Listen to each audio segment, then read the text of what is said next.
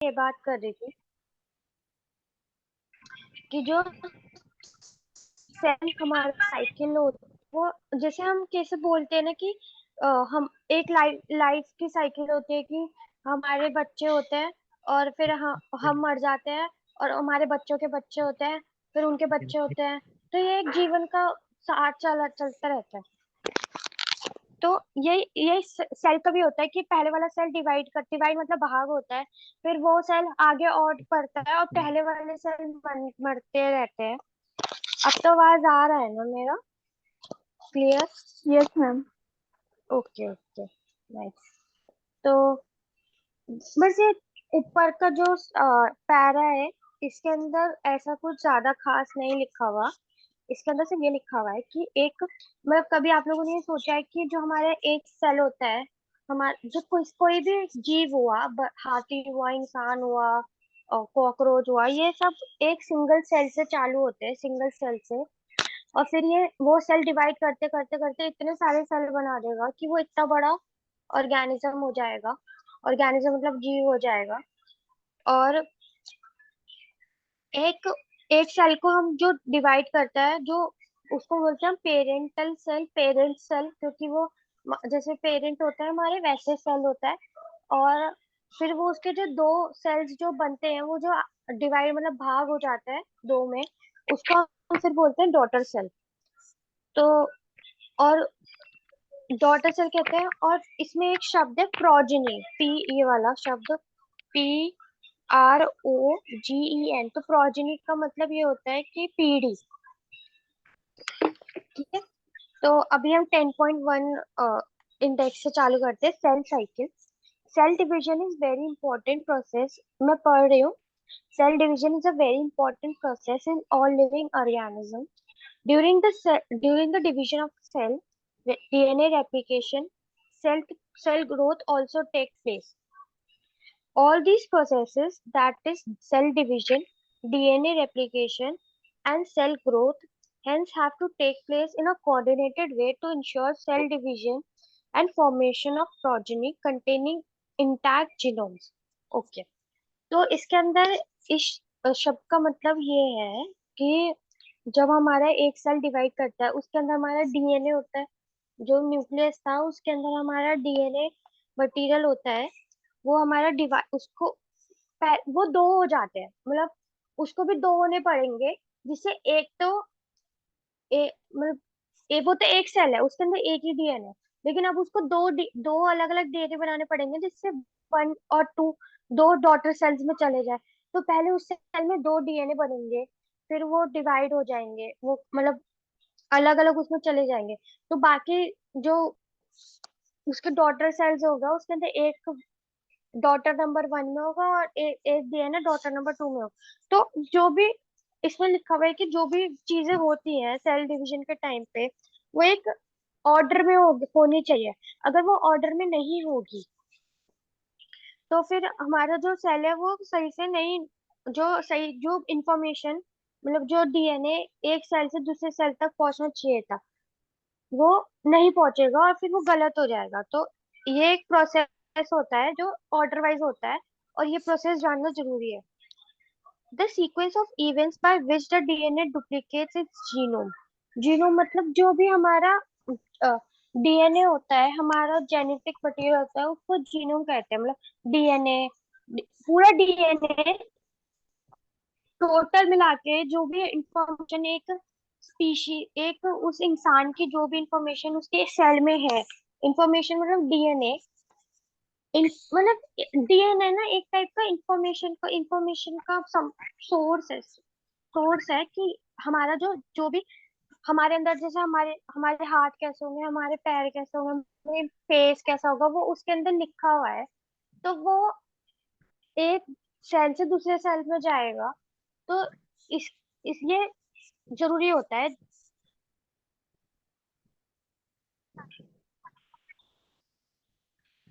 और इसी को ये डिवीजन को सेल साइकिल बोलते हैं। Although cell growth in terms of cytoplasmic increase is a continuous process, मतलब कि सेल में जो ग्रोथ होती है, ग्रोथ मतलब बढ़ता है सेल जो, उसके अंदर साइटोप्लाज्म तो बढ़ता रहता है, कम होता रहता है, वो तो चलता ही रहता है। लेकिन जब डीएनए सिंथेसिस होगा, मतलब डीएनए बनेगा, तब इसका मतलब यह है कि वो डिवाइड होगा। DNA synthesis occurs only during one specific stage in the cell cycle। तो मतलब वैसे तो हमेशा जैसे हम लोग बढ़ते रहते हैं, मतलब कोई सेल है वो बढ़ता रहेगा, और साइटोप्लाज्म मतलब जो न्यूक्लियस के बाहर जो डीएनए के अलावा जो साइटोप्लाज्म उसमें ऑर्गेनल है वो हमारे बाहर जाएंगे, अंदर जाएंगे, साइटोप्लाज्म में पानी बढ़ेगा और भी चीजें कम ज्यादा होती रहेंगी। बट जब हमारा डीएनए बनेगा, मतलब वो दो दो बनेंगे वो डीएनए, तब वो डिवाइड होगा वो सेल, और वो सिर्फ सेल उसमें डॉटर सेल बनाएगा। और वो सिर्फ एक ही बार होता है एक सेल के लाइफ में, फिर वो डिवाइड हो जाएगा, तो वो तो सेल दो में हो गया ना, अब तो वो एक्चुअल का वो सेल नहीं रहा, वो दो अलग दूसरे सेल बन गए। The replicated chromosome DNA are then distributed to daughter nuclei by a complex series of events during cell division. These events are themselves under genetic control। तो एक तो हमारा यह है कि हमको एक अपने पेरेंट सेल से दूसरे पेरेंट सेल में डीएनए भेजना है। तो ये अ, दो डीएनए बनेंगे, तो एक डॉटर नंबर 1 में जाएगा और एक डॉटर नंबर 2 में जाएगा। तो अब जो हमारा डीएनए बन रहा है वो भी हम ये जो हो ऐसा जो प्रोसेस होता है कि वो कैसे डिवाइड होता है, कैसे डीएनए बन रहा है, दो मतलब एक डीएनए से दूसरा डीएनए कैसे बन रहा है, ये सब भी एक हमारा, ये सब इंफॉर्मेशन भी जीन्स में ही है कि तुझे कैसे डिवाइड होना है। मतलब डीएनए को खुद ही पता है कि वो कैसे डिवाइड होगा। ठीक है, मतलब ये एक अलग ही चीज है। तुम सोचो कि डीएनए को अपना ही खुद का रेप्लिकेशन करने के लिए उसके पास इंफॉर्मेशन है कि वो कैसे रेप्लिकेशन, मतलब अपना अब अपने जैसा बनाना, अपने जैसा बनाना, वही उसके जेनेटिक जेनेटिक कंट्रोल में, मतलब डीएनए के control. Phase of gene cell cycle, तो ये हमारे क्या होता है, अभी बोला कि जो सेल साइकिल है वो ऑर्डर वाइज चलेगा, सीक्वेंस के हिसाब से चलेगा। तो हमने क्या किया साइंटिस्ट ने कि इन लोगों ने इसको जो सेल साइकिल की जो एक के बाद एक क्या होता है ना, उसको फेज में डिवाइड कर दिया। तो हम हमें जैसे पता लगा कि अभी इस फाइल फेज क्या होगा, फिर उसके बाद क्या होगा, उसके बाद क्या होगा, ऐसे कर। तो टिपिकल यूकैरियोटिक सेल और एक नॉर्मल जो हम जैसा जैसा हमने पढ़ा है एक eukaryotic cell is illustrated by human cells. हाँ, सोनम चौधरी बोलो। हैंड रेस किया था।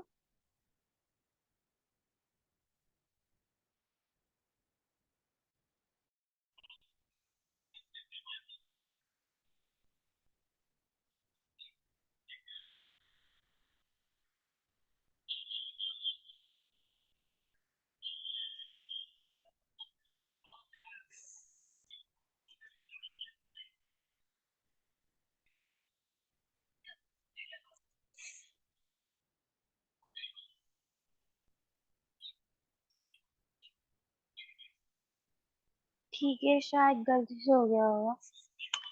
तो अगर हमें किसी भी सेल साइकिल की बात होती है तो हम ह्यूमन सेल्स को ही देखते हैं। अगर इनको सीखना होता है तो क्या करते हैं कि ह्यूमन के सेल्स लेते हैं, कोई भी ह्यूमन मतलब इंसान, और उसको अगर ये एक इम्पोर्टेंट क्वेश्चन है कि फिर नेक्स्ट पढ़ लो line, the cells divide once in approximately every 24 hours. तो ये जो सेल है एक बार में डिवाइड कर अंदाजे से 24 घंटे बोल रहे हैं। However, this duration of cell cycle can vary from organism to organism and also from cell type to cell type। तो मतलब कुछ कुछ जो ऑर्गेनिज्म के जो सेल्स होंगे वो ऐसा भी हो सकता है कि वो 24 घंटे से कम में डिवाइड कर जाएगा, एक से दो में हो जाए। और या तो मतलब इससे ज्यादा टाइम भी ले सकते हैं, या एक जैसे एक और ह्यूमन ले लो, ह्यूमन इंसान ले लो, तो उसके भी जो अलग अलग सेल्स होंगे, अलग अलग जगह के सेल्स अलग अलग तीव्रता, अभी अलग अलग रफ्तार से अपना डिवाइड करेंगे। मतलब ये है कि कुछ कुछ 24 घंटे भी ले सकते हैं, कुछ उससे जल्दी भी डिवाइड कर सकते हैं। अब कभी कभी अ, तुम्हारे हाथ पे अगर चोट लग जाए तो वहां के सेल्स डैमेज मर जाएंगे, तो वो वहां के सेल्स और जल्दी डिवाइड करेंगे, 24 घंटे से पहले ही डिवाइड करेंगे, तो अलग सेल्स, मतलब अलग कंडीशन में अलग अलग तरीके से ये टाइम चेंज हो सकता है। बट अगर मोटा मोटा देखें तो अगर कुछ नहीं हुआ तो 24 घंटे में कुछ कुछ सेल्स ह्यूमन के 24 घंटे में डिवाइड करता है। यीस्ट फॉर एग्जाम्पल, अब एक टाइप का फंजाई होता है। फंजाई मतलब अभी हमने पढ़ा था फर्स्ट चैप्टर में फंजाई क्या होता है। तो एक यीस्ट होता है, can progress through cell cycle in about 90 minutes. तो 90 अब हमारे ह्यूमन सेल्स को तो 24 घंटे लग रहे हैं, बट यीस्ट सेल क्या करता है, 90 मिनट के अंदर ही 1 से 2 मिनट, 1 से 2 में हो जाता है। तो सेल मोटा मोटा हर एक सेल, एक नॉर्मल सेल देखेंगे अब, तो उसके अंदर हमारे दो दो टाइप के बेसिक फेज होते हैं, मतलब दो मोटे मोटे हम फेज बोलते हैं, एक बोलते हैं इंटरफेज और एक होते हैं एम फेज। तो M phase present the phase when actual cell division और mitosis occurs, and this interface represent the phase between two successive M phase। तो इसका मतलब यह है कि जब हमारा सेल एक्चुअली में डिवाइड कर रहा होता है, मतलब एक सेल से दो सेल वो दिख रहे होते हैं कि वो 1 से 2 में हो रहा है, तो उसमें हम जो भी प्रक्रिया वो एम फेज में होगी। हम एम फेज या माइटोसिस फेज, माइटोसिस का एम से, तो उसको हम एम फेज भी बोलते हैं, माइटोसिस। लेकिन कभी जो उसके लिए तैयारी हो रही होती है ना, मतलब अब क्या होता है कि जो हमारा सेल डिवीजन होता है ना, ये बहुत एनर्जी चाहिए होती है इसको, मतलब एनर्जी चाहिए होती है सेल को डिवाइड करने के लिए। तो अब वो उसके लिए वो सेल के अंदर एनर्जी भी कलेक्ट करेगा, उसमें साइटोप्लाज्म में प्रोटीन वगैरह भी वो करेगा, जिससे उसको सारी चीजें मिल जाए, जिससे वो डिवाइड करे। मतलब उसको सामान चाहिए ना काम करने के लिए, तो वो इंटरफेस के अंदर वो काम, वो सामान इकट्ठा करेगा, लेकिन वो उस टाइम डिवाइड नहीं हो रहा, बस वो सामान इकट्ठा कर रहा है। तो डिवीजन के बीच में दो दो फेज होते हैं, मतलब दो डिवीजन वाले फेज के बीच में एक इंटरफेज आएगा। तो कैसे होगा, पहले इंटरफेस आएगा, फिर सेल डिवाइड किया, फिर हमारे दो डॉटर सेल हो गए, अब उनमें से एक सेल को पकड़ो, फिर उसके अंदर इंटरफेस आ रहा है, फिर वो दोबारा डिवाइड कर रहा है, ऐसे करते करते ऐसे इंटरफेस, एम फेज, फिर इंटरफेस, फिर एम फेज, तो दो एम फेज के बीच में एक इंटरफेस आएगा। It is significant to note that in 24 hours average duration of cell cycle, the cell cycle properly lasts only about an hour. The interface lasts more than 95% duration, percent of the duration of cell cycle.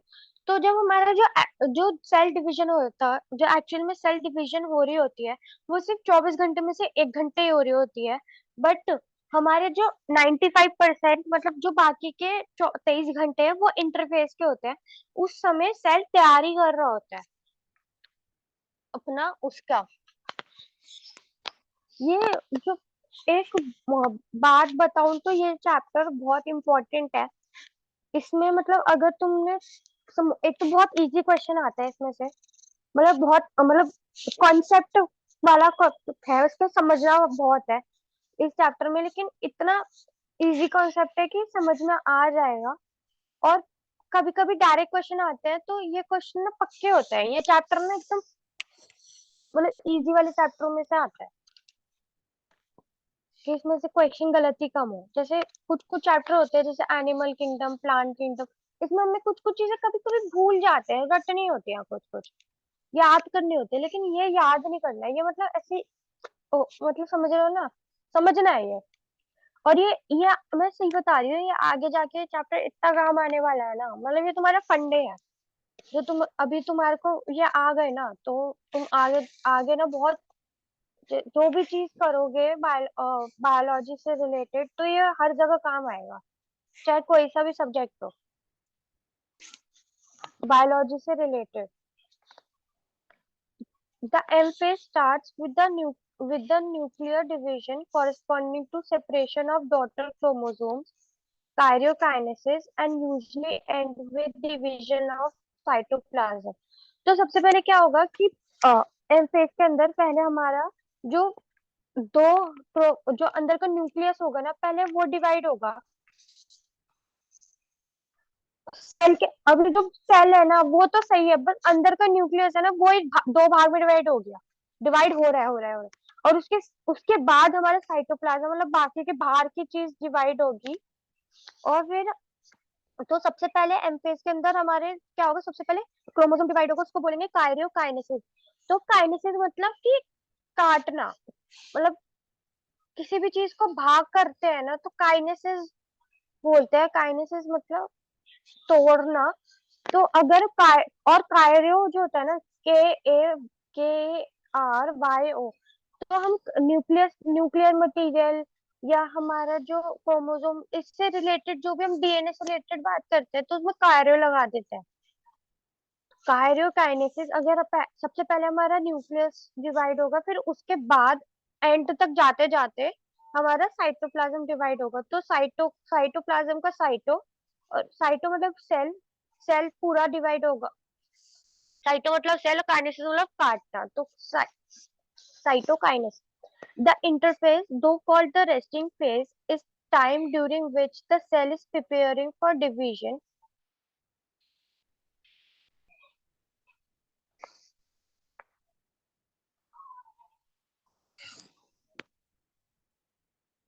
तो अभी मैंने जैसे बताया जो interface होता है ना वो एक टाइप का रेस्ट फेज है। उस टाइम पे हमारा जो सेल है वो डिवाइड ही नहीं कर रहा होता, लेकिन जो हमारा सेल है वो तैयारी कर रहा होता है डिवीजन के लिए। मतलब डिवाइड नहीं कर रहा होता बट वो एक टाइप की तैयारी कर रहा होता है कि अब डिवीजन आएगी तो मेरे पास ये सामान होना चाहिए। By undergoing both cell growth and DNA replication in an orderly manner. तो सबसे तो वो सेल ग्रोथ भी करेगा और उसी टाइम में तुम्हारा जो डीएनए है ना वो 1 से 2 में हो जाए। डीएनए मतलब सेल डिवाइड नहीं कर रहा, सेल के अंदर ही जो डीएनए है ना वो 1 से 2 में हो जाएगा उस टाइम इंटरफेस के टाइम पे।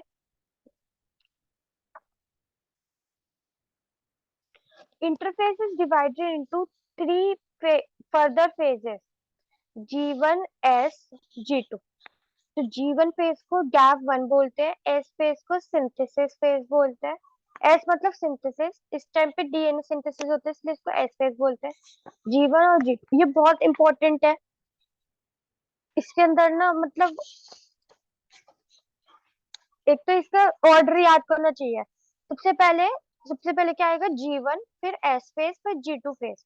ये इंटरफेस के पार्ट है तो वो ऐसे ऑर्डर में आ जाता है कि सबसे पहला वाला फेज कौन सा है, सबसे पहले सेकंड वाला फेज कौन सा, थर्ड वाला फेज कौन सा है। इंटरफेस का ही पार्ट है। एम फेज के पार्ट नहीं है, ये इंटरफेस के पार्ट है। ठीक है। तो इस टाइम में हमारा सेल डिवाइड नहीं कर रहा लेकिन क्या करेगा। G1 phase corresponds to interval between mitosis and initiation of DNA replication। तो हमारा अब हमारा माइटोसिस हुआ, माइटोसिस मतलब हमारा सेल डिवाइड हो गया। अब जो न्यू सेल बनेगा उसके अंदर हमारा वो सेल बना। तो पहली वाली फेज कौन सी होती है, माइटोसिस, मतलब माइटोसिस हुई। फिर उसके बाद G1 आया, फिर उसके बाद हमारा डीएनए रेप्लिकेशन होगा। एस फेज में डीएनए रेप्लिकेशन होता है। तो जो हमारा G1 फेज होता है वो माइटोसिस और एस फेज के बीच में आता है, ये कहना चाहते हैं। During G1 phase, the cell is metabolically active and continuously grow but does not replicate its DNA। तो G1 फेज में हमारा जो साइटोप्लाज्म है और जो बाहर की सब चीजें हैं मेटाबॉलिकली मतलब उसके अंदर बहुत सारे केमिकल रिएक्शंस हो रहे होंगे और वो मतलब अपना मतलब बढ़ रहा होगा वो, जिसकी वजह से, लेकिन इसके अंदर उस फेज में हमारा डीएनए रेप्लिकेशन नहीं होता। तो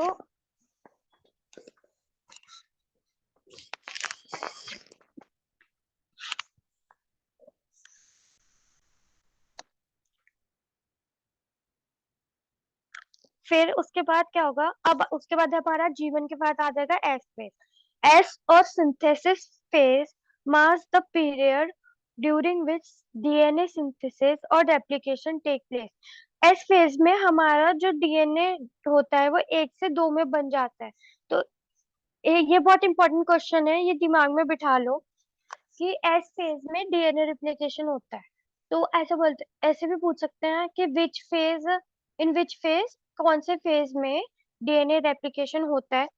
या कौन से फेज में डीएनए रेप्लिकेशन नहीं होता है, या अभी आगे पढ़ो और कैसे कैसे क्वेश्चन आएंगे।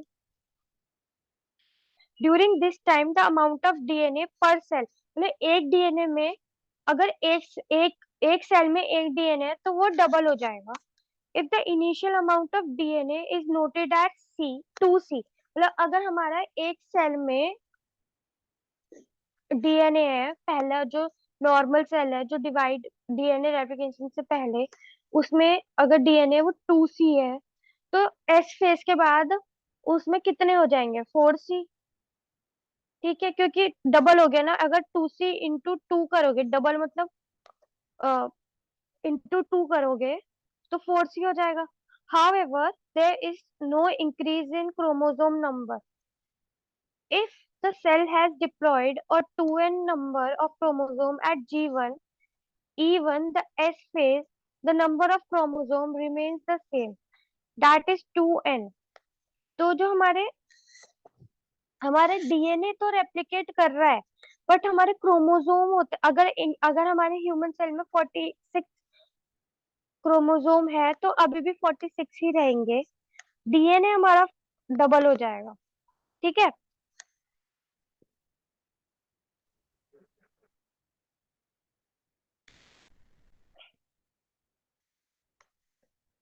In animal cell, during S phase, DNA replication begins in nucleus and centriole duplicates in cytoplasm. तो हमारे एस फेज में क्या क्या होता है एनिमल सेल के अंदर, एक तो डीएनए रेप्लिकेट करेगा, मतलब दो डीएनए हो जाएंगे, और जो centriole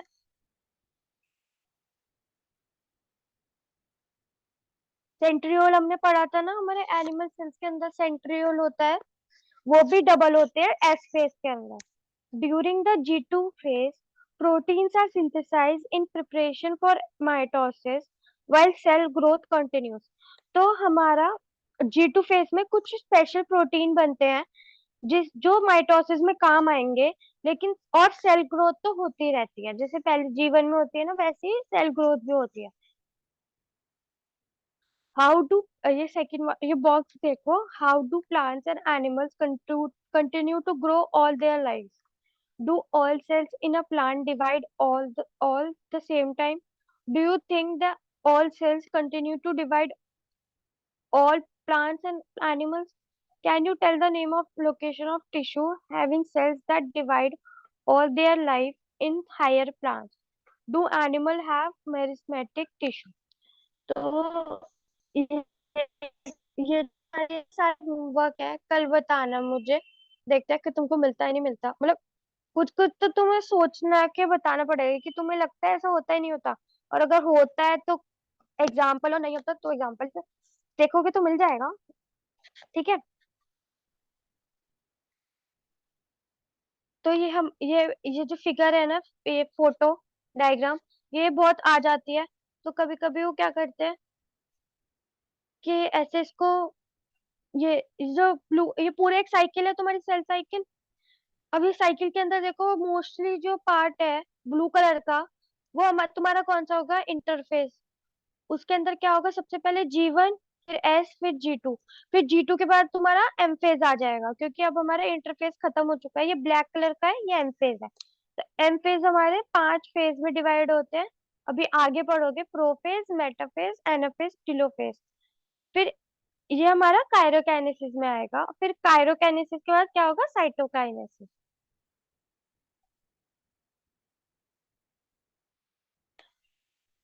Some cells in adult animals do not appear to exhibit division. Example है हार्ट सेल्स। तो कुछ कुछ एनिमल्स में कुछ कुछ सेल्स ऐसे होते हैं जो डिवाइड ही नहीं करते, बहुत कम डिवाइड करते हैं, जब उनपे मतलब उनको लगता है कि उनको डिवाइड करना पड़ जाएगा, लेकिन जैसे हार्ट सेल्स मतलब दिल के जो सेल्स होते हैं वो डिवाइड नहीं करते हैं। And many other cells divide only occasionally as they needed to replace cells that have been lost because of cell injury or death।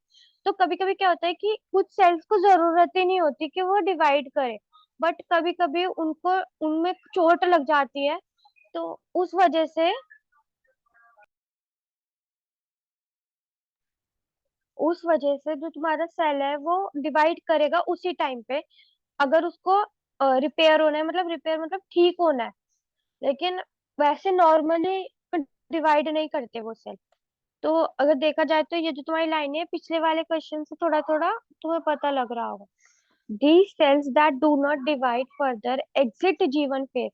मतलब अब तुम्हारा सेल डिवाइड हुआ, माइटोसिस खत्म हुआ, और ये सारे सेल्स है ना, ये जीवन में पहुंचते ही नहीं है।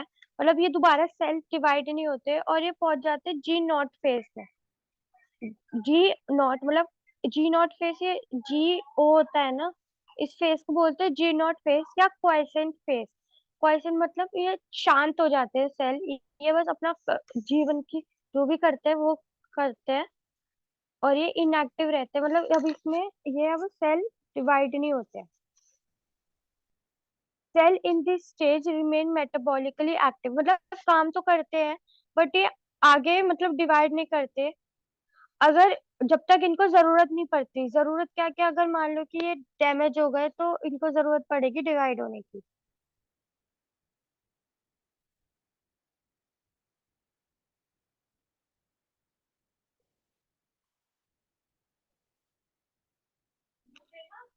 इन animals mitotic cell division is only seen in diploid somatic cells. तो जब जो माइटोटिक सेल डिवीजन होता है, ये जो हम अभी सेल डिवीजन की बात कर रहे हैं उसको बोलते हैं माइटोसिस। तो ये जो सेल डिवीजन होगा ये सिर्फ डिप्लॉयड, डिप्लॉयड मतलब जिसके अंदर दो क्रोमोसोम होंगे, दो मतलब टू एन क्रोमोसोम होंगे, वो ही डिवाइड करेगा। कुछ कुछ एक्सेप्शन होता है कि जो हाइप्लॉइड सेल्स होते हैं वो भी डिवाइड करते हैं माइटोसिस से। For example in male honey बीज।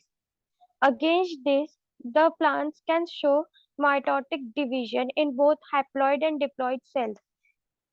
From your recollection, मतलब कुछ कुछ प्लांट सेल हैप्लॉइड सेल में भी, हैप्लॉइड सेल मतलब जिसके अंदर one one set of chromosome होते हैं, मतलब सिर्फ उसके अंदर मतलब एक ही टाइप, मतलब हम मैंने भी पिछले 8th चैप्टर में तुम्हें बताया था कि क्रोमोसोम दो दो क्रोमोसोम होते हैं एक ऑर्गेनिज्म में जो एक जैसे होते हैं। मतलब ये एक क्रोमोसोम होगा और ये दूसरा क्रोमोसोम भी इसके जैसे होगा, सेम टू सेम। तो अगर कभी कभी क्या होता है कि कुछ कुछ मतलब कुछ कुछ सेल्स में ये वाला क्रोमोसोम नहीं होता, उसका पेयर नहीं होता, और ये सारे ऐसे, तो उसको एन बोलेंगे। तो मान लो कि ये एन हो गया, ये एन हो गया, तो ये 2n हो गया। लेकिन कभी कभी ये नहीं होगा तो उसके अंदर सिर्फ एन ही होगा।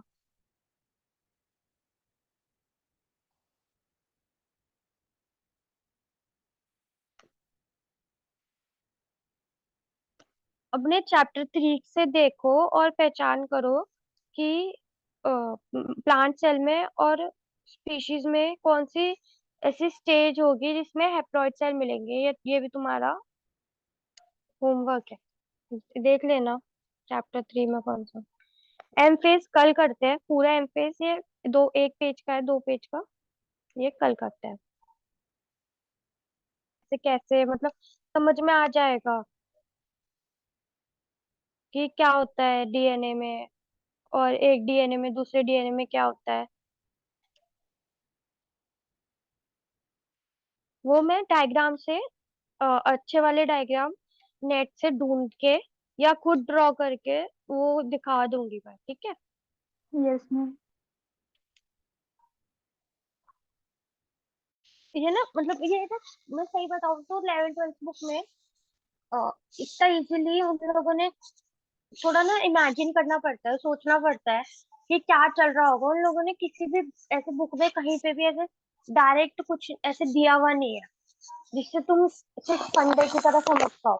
तो मैं देख के एक बार तुमको बता दूंगी, मेरे पास एक थी फोटो में, देखती हूँ मेरे पास है कि नहीं, ठीक है। कि डीएनए क्या होता है और डीएनए के अंदर क्रोमोसोम क्या होता है, समझ में आया? मतलब कंफ्यूजन हो जाती है कि इन दोनों में क्या फर्क है। तो मैं तुम्हें फोटो दिखाऊंगी पक्का, प्रॉमिस दिखाऊंगी, और फिर उससे तुम्हारे को बिल्कुल क्लियर हो जाएगा। तो इस चीज में तो कॉन्फ्यूज हो गए, ठीक है। बाय। बाय नहीं, बाय नहीं, रुको। किसी को कोई भी चिंता, कोई भी डाउट वगैरह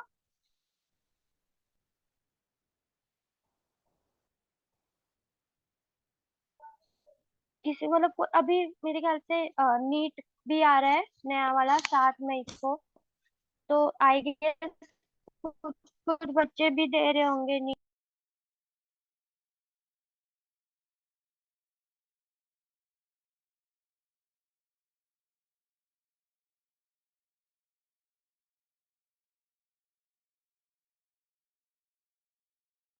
आप लोग पढ़ाई कर लो, कोई टेंशन की बात नहीं है। कुछ भी डाउट हो तो मुझसे पूछ लेना, ठीक है। बाय।